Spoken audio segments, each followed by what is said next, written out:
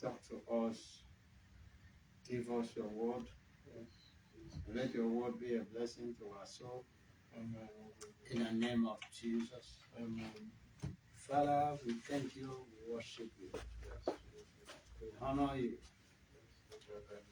Receive all the glory. Receive all the honor. Amen. In Jesus' mighty name we pray. Amen. Amen. Praise the Lord.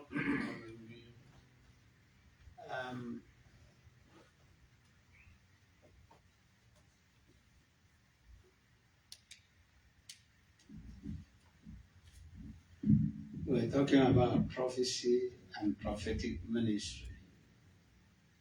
And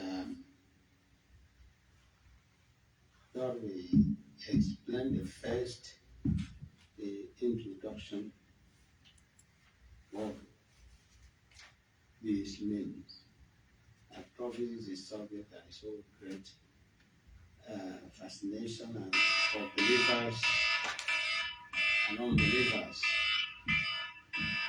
When we come together in the name of Jesus, we worship God, we honor God, we receive teaching of the word. The Holy Spirit is more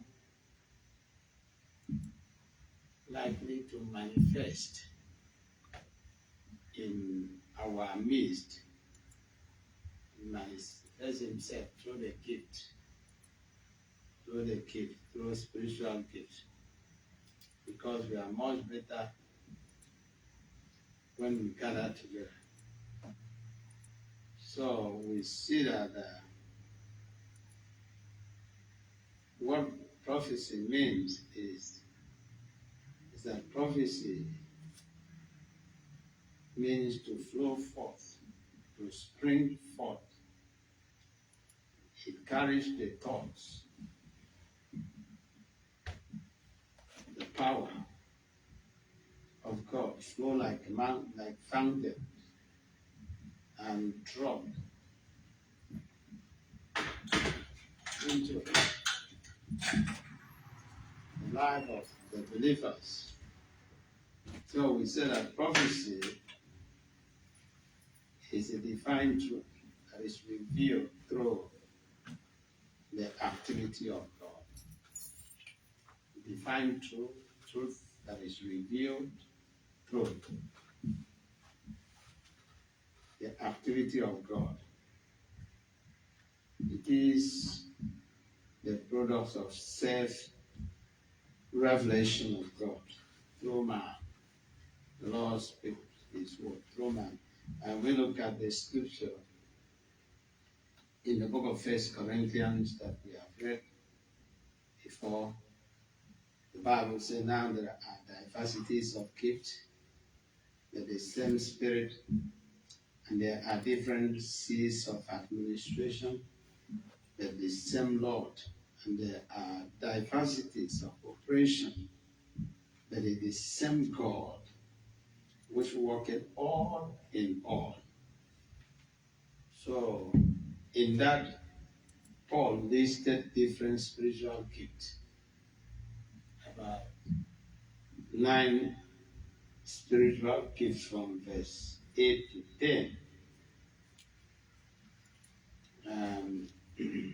Then I mentioned this over. 3 of them have to do with speech, and they are known as verbal utterance gift. The gift of prophecy, define diverse kind of tongues, interpretation of tongues. And then the other 3, action gift. The action gift are the gift of power of faith, the working of miracle, the gift of healing. And then the last 3 is revelational gift. That include the gift of the word of wisdom, the word of knowledge, and discerning of spirit.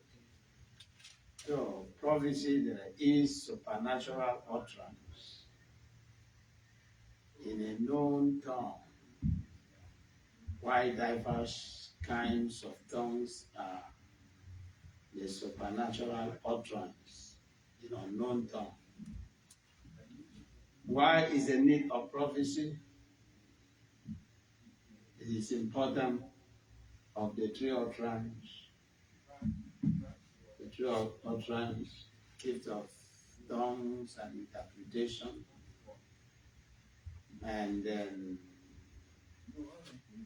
is the only primary way through which the Lord relates to his people. When God is talking to his children, this is the way he relates to us. And in the New Testament and Old Testament, in 1 Corinthians chapter 14, verse 22, and then Joel chapter 2, verse 28 to 30, and it was fulfilled also in the book of Acts of Apostles, chapter 2, verse 17. I think I already shared all these parts. Already, eh? I think for a month ago. Say what? About a month ago. A month ago? Really? Yes. Did I finish everything about the prophecy? Yeah, man. I did not.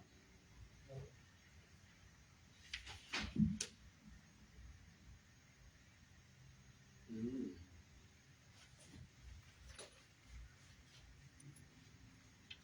Okay, this is the area. This is the area that I needed to act. I needed to act to complete that. You shared up to the duties of the prophet. The duty. You shared up to the 5. Okay. So this is what I need to add: the qualities of sound prophecy. Qualities of sound prophecy. Prophecy is given by God. If we look at Isaiah, let us go to Isaiah chapter 41. Isaiah 41. Isaiah 41.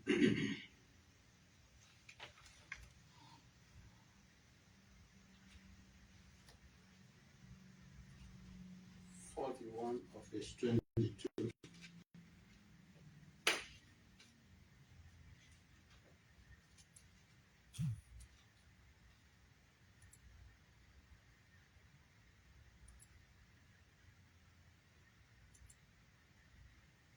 Verse 22. Let them bring them forth and show us what shall happen, and let them show forth former things, what they be, and that we may consider them and know the later end of them. Declare us things to come. So we talking about the sound prophecy, qualities of sound prophecies that is given by God. When it's released from God, it will fulfill. If it is not from God, it will not come to pass. The prophecy that comes from God, centered in Christ, inspired by the Holy Spirit. 1 Peter chapter 1, verse 22, is not one private interpretation. Prophecy that comes from God is always relevant and must not be diluted or changed by man's revelation. And that is Revelation chapter 22, of verse 18 to 19. God's word is command us to test and prove every prophecy. God's words command us to test and prove every prophecy in the book of 1 John. 1 John chapter 4, verse 1. Test and prove every prophecy. That is what the Bible says, that we have to test, we have to fulfill prophecy because there is a lot of intruders. First John chapter 4, verse 1. Beloved, believe not every spirit, but try the spirit, whether they are of God, because many false prophets are gone out into the world. Many false prophets have gone out into the world. They spread like wildfire. So you have to try every prophecy. The one that comes from God will have its fulfillment. The one that is coming from God is not a private interpretation. It's always relevant, holds values. But if it's not from God, so that is what the Bible advises the believers not to despise prophecy, not to despise prophecies, but check, make sure they are from God, because there's a lot of deception.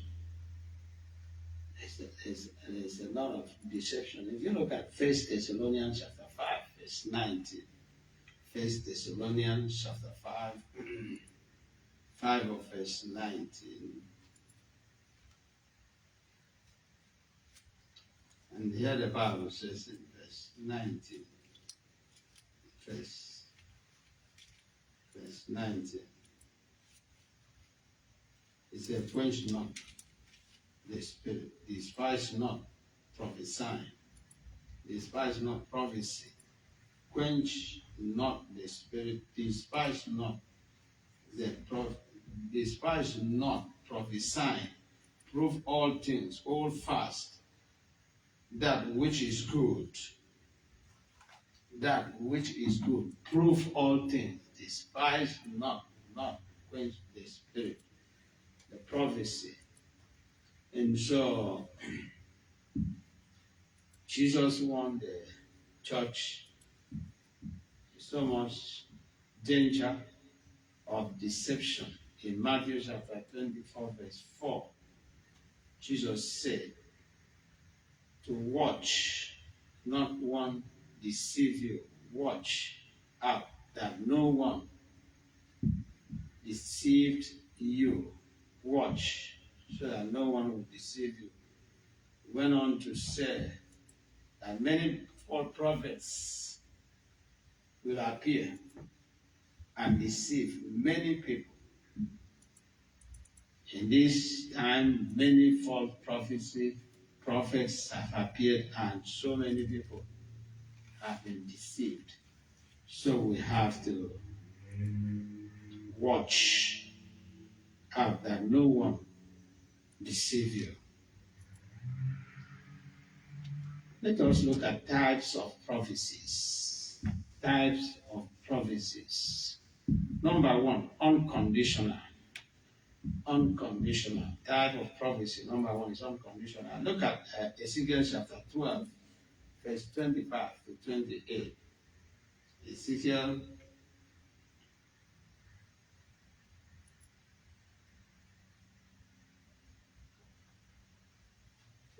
chapter 12,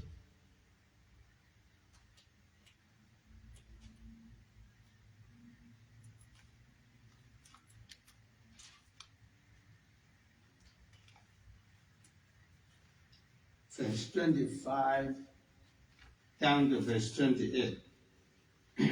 The Bible says in verse number 25, for I am the Lord, I will speak, and the word that I shall speak shall come to pass.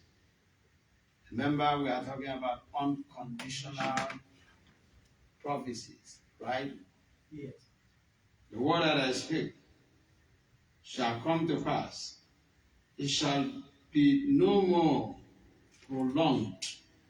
For in your days, O rebellious house, will I say the word, and will perform it, says the Lord.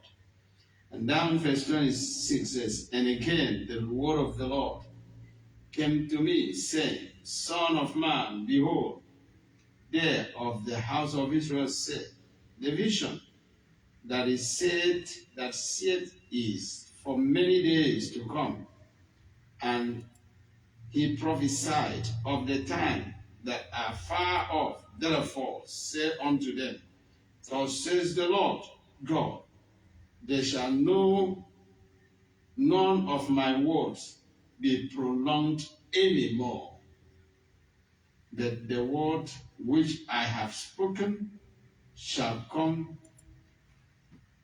which I have spoken shall be done, says the Lord.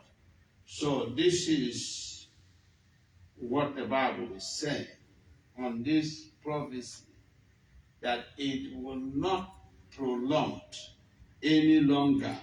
Because people were arguing that what the Bible, what he says, has taken time to come to pass. But he says he will not prolong any time, no longer. So this is unconditional type of prophecy. It will come to pass when the Lord has the one spoken it. Number 2, conditional prophecy. Conditional prophecy. If you look at John chapter 3, Gospel of John chapter 3,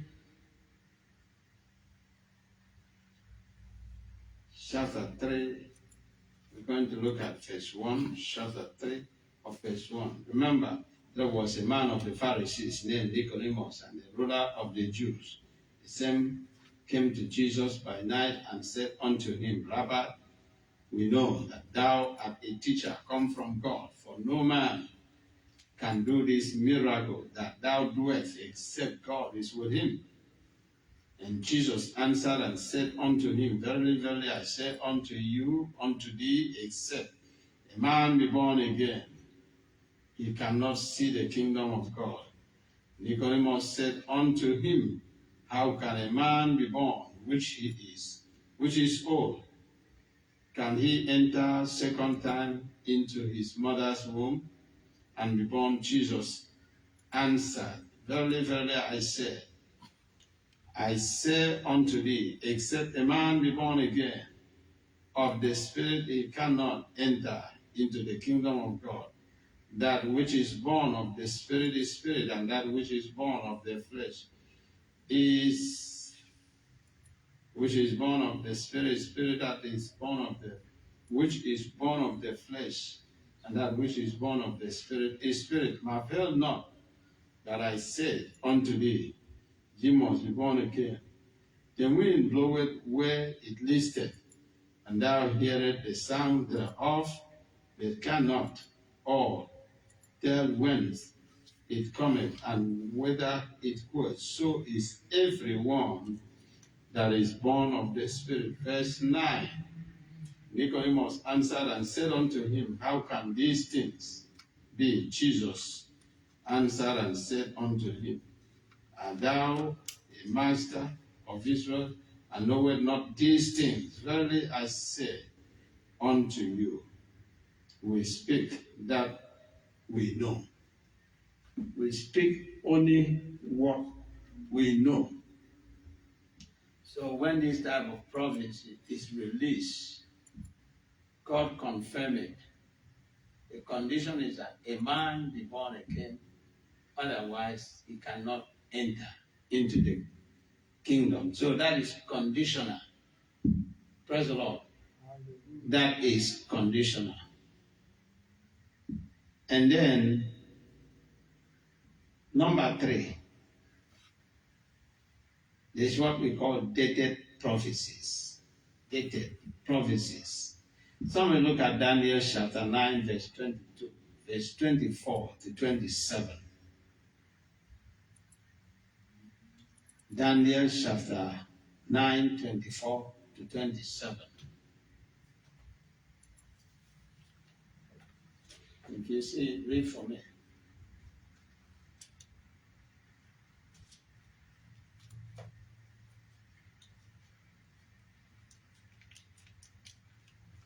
Praise the Lord. Hallelujah. 70 weeks are determined upon thy people and upon thy holy city, to finish the transgression, and to make an end of sins, and to make reconciliation for iniquity, and to bring in everlasting righteousness, and to seal up the vision and prophecy, and to anoint the most holy. Okay, don't go too far. You see that prophecy was dated specific time, 70 weeks. So that is what we call dated prophecy. All right. Principle for judging prophecy. What are the principles for judging prophecy? What are the principles for judging prophetic words? Judging prophetic words. All prophecies must be in line with the principle of the written word of God. All prophecy must be in line with the principles of written word of God.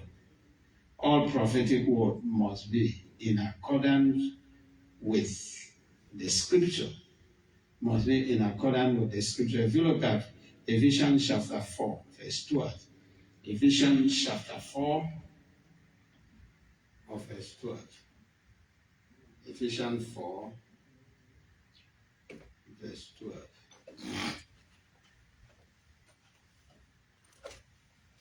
Ephesians 4. For the perfecting of the saints, for the work of the ministry, for the edifying of the body of Christ. So all prophecy must be in line with the written word of God, and prophetic word must be in accordance with the word of God.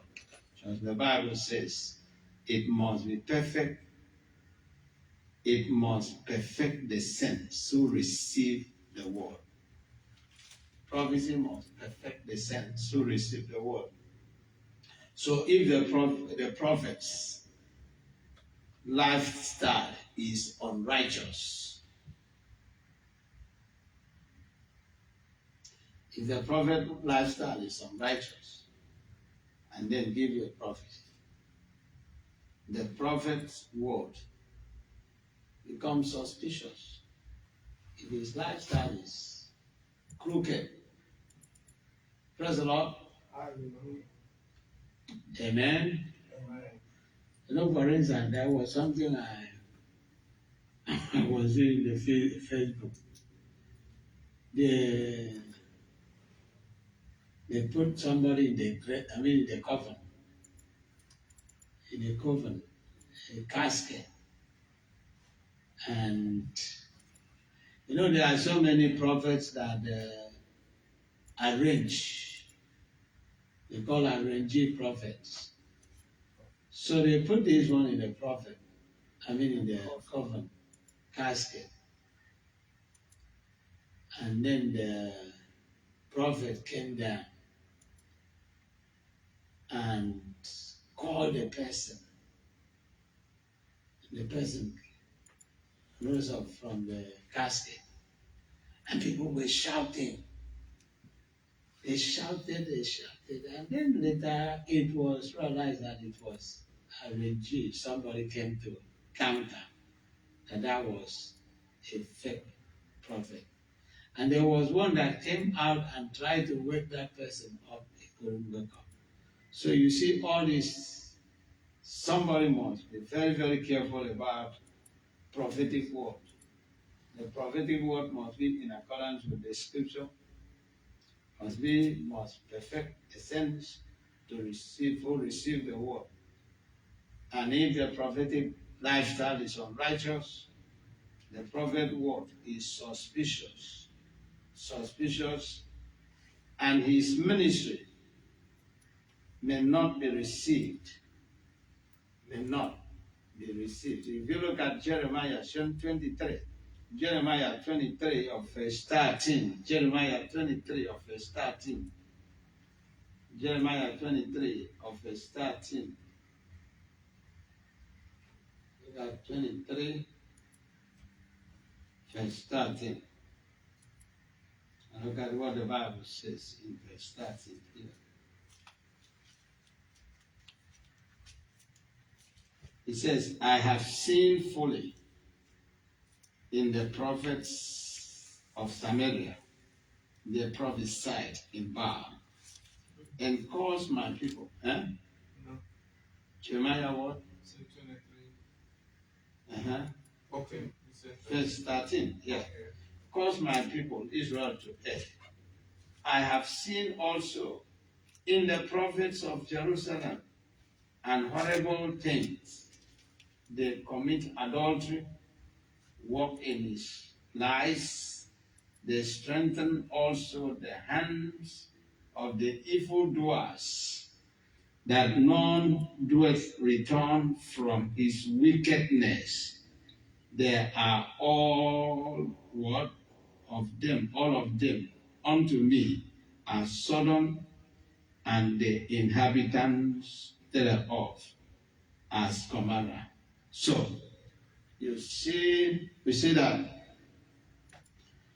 the ministry of such prophets becomes suspicious, and such ministry becomes suspicious, and it doesn't lift up the name of the Lord.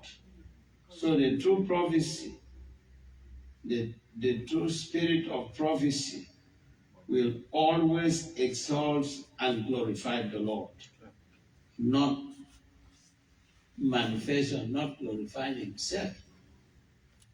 Because most of this prophet is just done so that people will clap hands. Praise the Lord.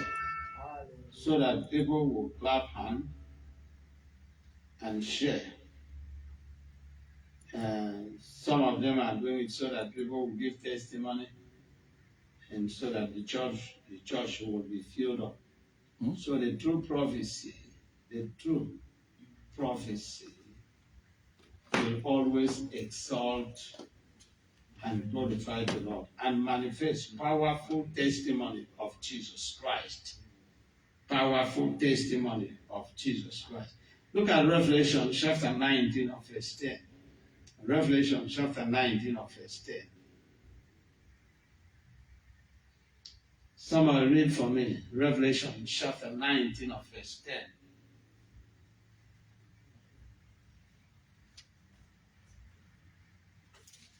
19 of verse 10.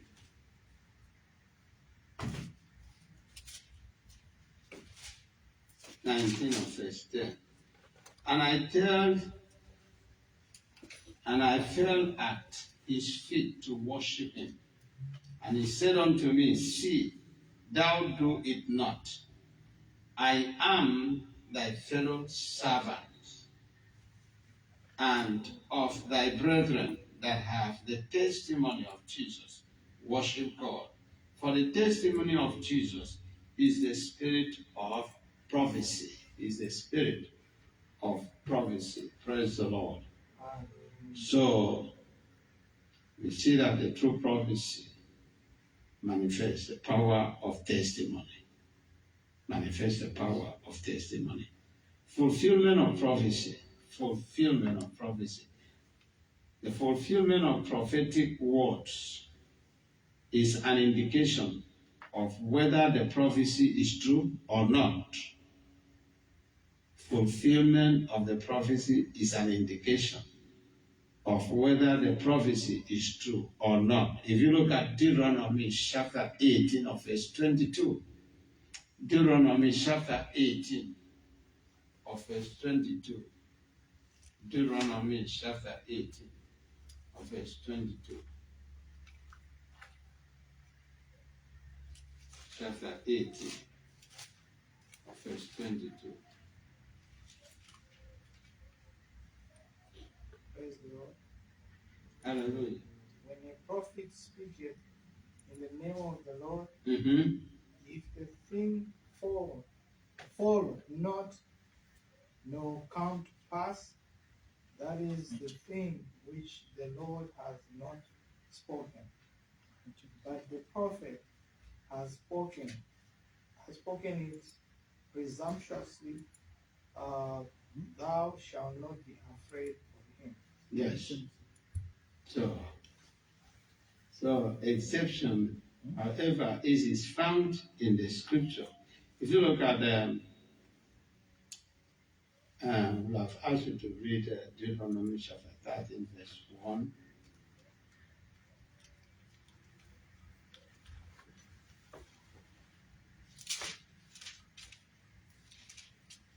18:1. Mm-hmm.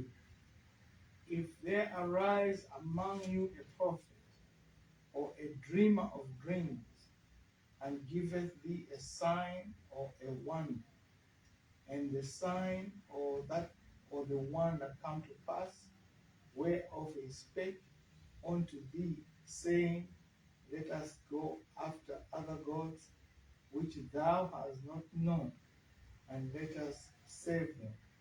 Thou shalt not hearken unto the words of that prophet, or that dreamer of dreams. For the Lord your God proveth you to know whether ye love the Lord your God with all your heart and with all your soul. Okay, praise the Lord. Ah, So this is very, very important. The Akabe test is another principle. Akabe test. Akabe test. That is test the character of the prophetic word. It's very, very important to test the character. In 1 Corinthians chapter 13 declares that the absence of love invalidates the effectiveness of spiritual ministry. Agape love is another principles of judging the prophecy, judging prophecy. So you have to. Second Corinthians. Eh? 2 Corinthians. No. Yeah. Did I mention Romans chapter 8 verse 1?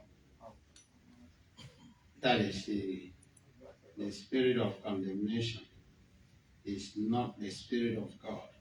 So it's 1 Corinthians was 13. 1 Corinthians 13 declared talks about the absence of love. If I have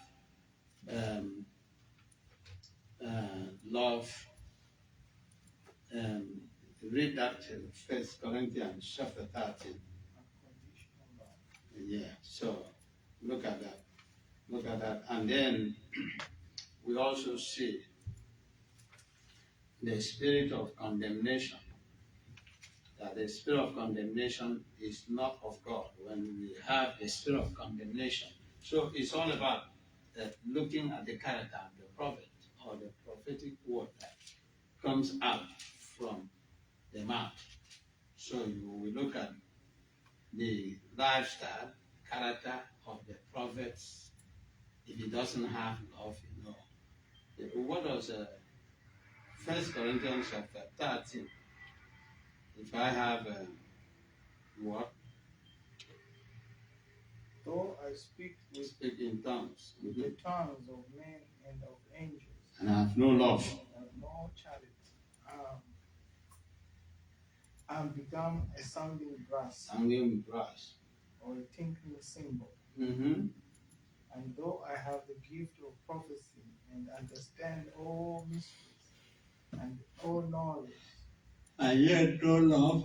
Though I have all faith. That's it. You don't go too far. So we have to test the prophet.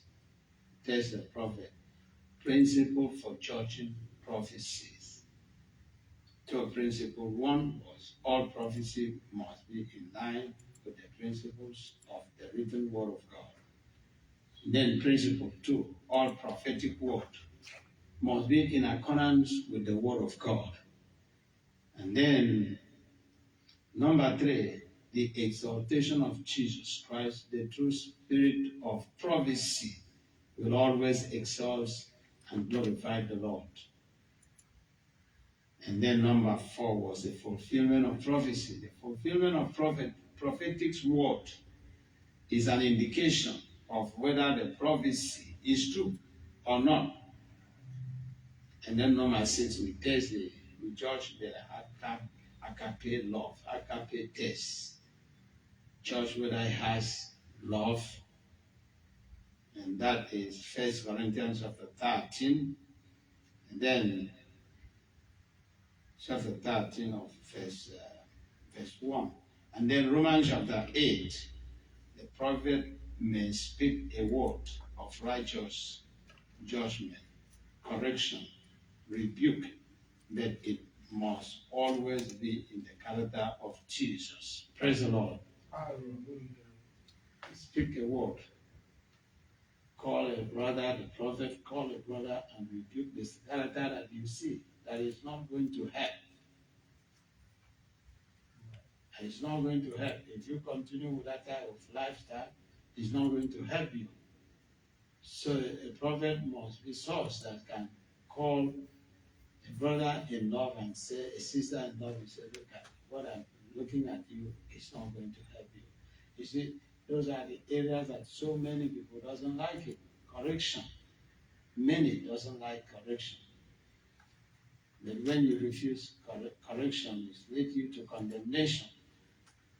So this is very, very important. The prophet may speak the word of righteous judgment, correction, rebuke, that must always be in the character of Jesus Christ and with the aim to restore back. So the last one is the inward witness.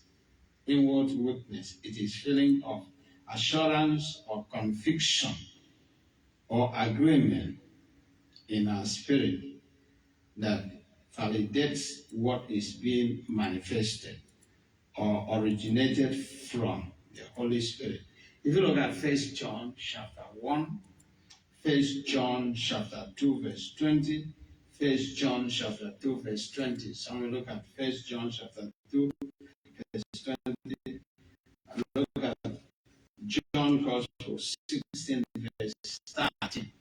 1 John 2 verse 20, and then you jump after verse 20, you jump and read verse 21. And then someone look at John Gospel chapter 13, chapter 16 of verse 13. John Gospel chapter 16,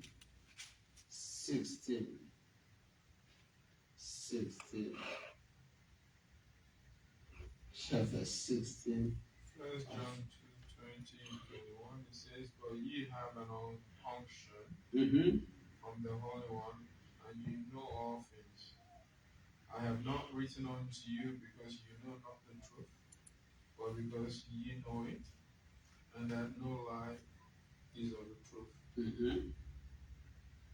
So, John Gospel 16 of verse 13.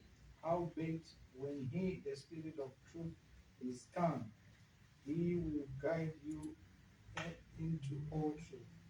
For he shall not speak of himself, but whatsoever he shall hear, that shall he speak, and he will show you things to come. Yes, when the Spirit of truth comes, he will guide you into all truth. He will lead you and guide you. You submit yourself to the Holy Spirit. The Holy Spirit is our guidance, is our teacher, is our instructor, is everything that we need. The Holy Spirit will guide us, will show us what to do. You don't need to have somebody to be asking you that word that says you have an unction already. You don't need anybody to guide you and say, do this one, and now, if you do this one, this is the right thing to do. You don't need all that instruction. Because what is in you, the Holy Spirit is the one that guides you, will teach you what to do the right thing. To do what is right. Praise the Lord. Hallelujah. What number was that? John 16, Oh, 1, 2, 3, 4, 5, 6, 7, 8. 7 is confirmation. The Bible declares, in the mouth of 2 or 3 witnesses, every word shall be established. That is 2 Corinthians chapter 13, verse 1. And then Paul is talking about the Logos word, that about the particular spoken word. The Logos word is the word that is the Rhema word. That's what I was talking about it on Sunday. The Rhema word that is coming directly from God. Talking about the local words. And so, the Holy Spirit revealed the Rhema word to us as His children. If a prophetic word is one that include promises or promise of either blessings or judgment, there will be condition. There will be condition. So when we receive the prophetic word that is come from heaven, there are conditions attached to it. If you look at, when you look at Deuteronomy chapter 28, starting from verse 1 down to 13, if you do this, diligently hearken to the voice of the Lord your God, I will do this, I will do this. Those are conditional. Condition for you to fulfill your own part. Praise the Lord. And what is that in the book of Joshua, chapter 1 verse 8? If you meditate in the word of the Lord, obey the word and meditate on it day in and night if you want to prosper. So those are conditions. And so I'm not going to continue with this. I will keep this one till next week we finish it because I want to extend more teaching on this. Beware of the ministry of the false prophets. That is what we're going to take next week. Beware of the ministry of the false prophet. I want to expand it so that we will know when we see the ministry of the false prophets, the Holy Spirit will help us to know the difference. Because so many people are fit to it. Also in these days, people are not studying the Word of God. People are not praying. People are after prophecy. And so there is a lot of false prophets all over the world. So the Bible wants us to be careful of the ministry of the false prophets. Praise the Lord. Hallelujah. I remember some years ago, when those prophets, they called prophet, what do they call them? Prophetess, came to the church. They line people up. This one, you go to this one, he has a word for you. Prophesy, thank you. It's going to prophesy to you. So prophesy to you. I said, what is going on? I've never seen this before. Very bold. 9 people, very bold to say, you play with the human intelligence. I said, no, I don't subscribe to this. I don't. But no, there are certain things that I can handle. There are things that I cannot handle. Because that one is, in the broad daylight, you can just lie to people in the name of prophecy. And God does not send you anything to tell them. You just play on their psychology. You just twist something, formulate something. And, in a situation like that, you see people jumping up, dancing, that God has spoken. And it's not God. There's a different spirit which makes people excited. What spirit is that? Demon spirit. That's why they like going to the club. Hmm. Because it brings excitement. The church must be very strong because when you are rooted and grounded, nothing moves you. You look at the wave. You look at the world. Not the Yeah. You just have to be careful who you even listen to. You look at the word. Look unto Jesus, the author of the finishers of your faith. Look at the word. The word of God will speak to you. You know, it's so funny. I used to have someone. He want to pray. When she finished praying, he wasn't praying for me. She was praying for somebody, one of my clients, praying for somebody. And when he finished the prayer, it's time for her to tell the person what the Lord sent her. Yes. And then the person will pray for her and then tell, so they exchange. This one will tell what the Lord said. So I just looked and just smiled and laughed. I said, wow. So when she finished praying, she asked me, did you hear what the Lord was saying? Telling me to. I said, I didn't pay attention. But what was the Lord saying? So that you can exonerate yourself. Oh God! He doesn't say to me because I don't believe all those kind of lies. I don't believe all those kind. So these things are very, very common. Very common. People must be very, very careful. Praise the Lord. So we will talk about the ministry of false prophets. That's where we're going to complete this teaching. Beware of the false prophets. And I believe God that it will help us to discern them whenever we see them. Praise the Lord. Hallelujah. Let us pray.